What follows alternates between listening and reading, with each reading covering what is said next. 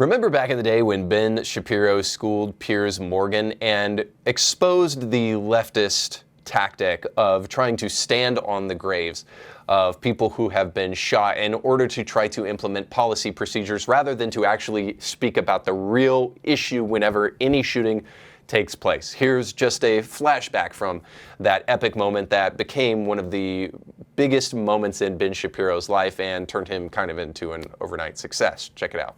Honestly, Piers, you've kind of been a bully on this issue because what you do, and I've seen it repeatedly on your show, I watch your show, and I've seen it repeatedly, what you tend to do is you tend to demonize people who differ from you politically by standing on the graves of the children of Sandy Hook, saying they don't seem to care enough about the dead kids. If they cared more about the dead kids, they would agree with you on policy. I think we can have a rational political conversation about balancing rights and risks and rewards of all of these different policies, but I don't think that what we need to do is demonize people on the other side as being unfeeling about what happened in Sandy Hook. How dare you accuse me of standing on the graves? The reason I showed you that clip is that the left is at it again. They are using, this time, a Jacksonville shooting to try to gin up anger and resentment, especially in light of an election that's coming pretty soon here. Trust me, this is going to happen more and more. There might even be a huge national conversation going into 2024 about racism. And of course, this is just the tip of the iceberg here because this Jacksonville shooter went into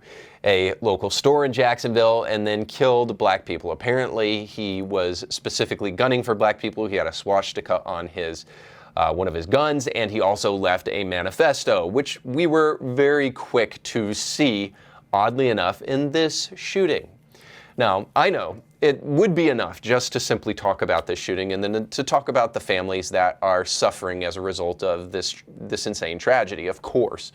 And you might even ask yourself why I, as a Christian, have to go through the trouble of trying to pinpoint the hypocrisy of the left when they quickly try to blame the right for shootings like this thing that just took place in Jacksonville. And you say, well, isn't it enough just to condemn this? And that's what I'm going to do at the end of this, by the way. But I think it's also important that we be really honest and really savvy to understand exactly what we're seeing all around us and to understand the tactics that are attempts to try to deceive us all. So to understand this Jacksonville shooter and his agenda in light of more broadly whether the extreme right is kind of ginning up these kind of attacks, what we need to do is we need to do a little bit of comparison here. And we need to see that, oddly enough, that the manifesto of this Jacksonville killer was presented immediately, and today we are still waiting on the manifesto of this trans shooter. Now, by the way, when the right is accused of ginning up kind of right-wing extremism and racial crimes, and then the right accuses the left of doing the same, like in the Nashville shooting of those Christian children and adults at this Christian school. When the right back and forth here and they say, well, you're guilty of ginning up this kind of hatred and you're guilty of ginning up this kind of hatred, there is one side of the aisle, frankly, that can draw a straighter line between the kind of rhetoric that they use and how it causes these shootings to proliferate. So, in other words, right now, for some reason, the right is always considered the right-wing extremist anyway, or considered the party of people who hate black people.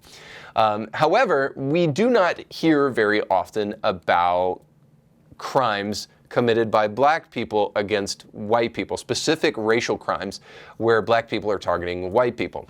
We'll get to that in just a moment. But to draw a straight line between specifically this Nashville shooter, when left-wing activists say that if you don't affirm a person's gender identity, if you don't use their pronouns, then essentially you're committing a genocide against them. Well, that kind of rhetoric definitely gins up the kind of hatred that the LGBTQ community has for the right and then creates a catalyst for the kind of shootings like we saw in Nashville. To prove that the left is way worse at this kind of rhetoric that could gin up some of these things, let me take you back to a 2020 killing where a black man specifically targeted white people, and this is according to the Southern Poverty Law Center. Enraged black man targets whites. An enraged black man, Ronald Taylor, sets out on a rampage targeting whites in Pittsburgh. This time the gunman was black. I'm not going to hurt any black people, the 39-year-old said. He said, I'm just out to kill white people. He has been charged with murder and hate crimes in the attacks. And in the attacks, he killed 3 white men and critically injured 2 more. So does anybody actually remember this story? Do you remember there being national news coverage about this black man who wanted to go around killing white people? You probably don't, and there's a good reason for that. This story sounds exactly what the media cooks up constantly, where old white liberals and young black liberals and Robin DiAngelo want to try to get on the news for a moment, and they name white supremacy and all of these things as a reason for why this person might have done this kind of things, rather than doing what we should do. Now, I'll get to that in a moment, but name the analog on the right, where black people are blamed for making the life of white people harder.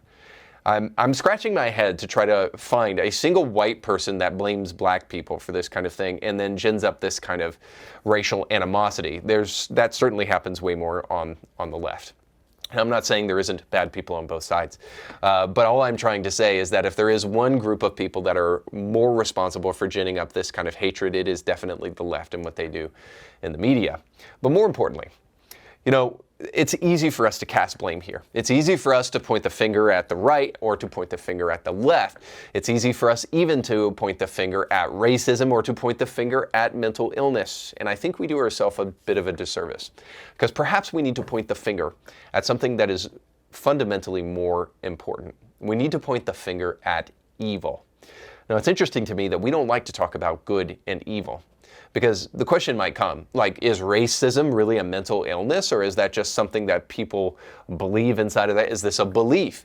I think it's arguable, by the way, that it is a mental illness, because you have to be pretty screwed up to believe that kind of stuff. But nonetheless, more importantly, is racism evil? Yes. Are the things that can be perpetrated by people who are mentally ill evil? Yes. And if we finally get back to an understanding of what is truly evil, then we won't be talking about right and left. We'll be talking about right and wrong. And we'll all be better for that. So you just got done watching a small excerpt of a much larger episode. You can find the link to that full episode down below in the description of this video. So you definitely want to check that out, because if you like that clip, you'll like the much larger episode. And while you're at it, don't forget to like, share, and subscribe, and click that little bell to be notified when great new episodes of Indie Thinker come your way. Thanks for watching.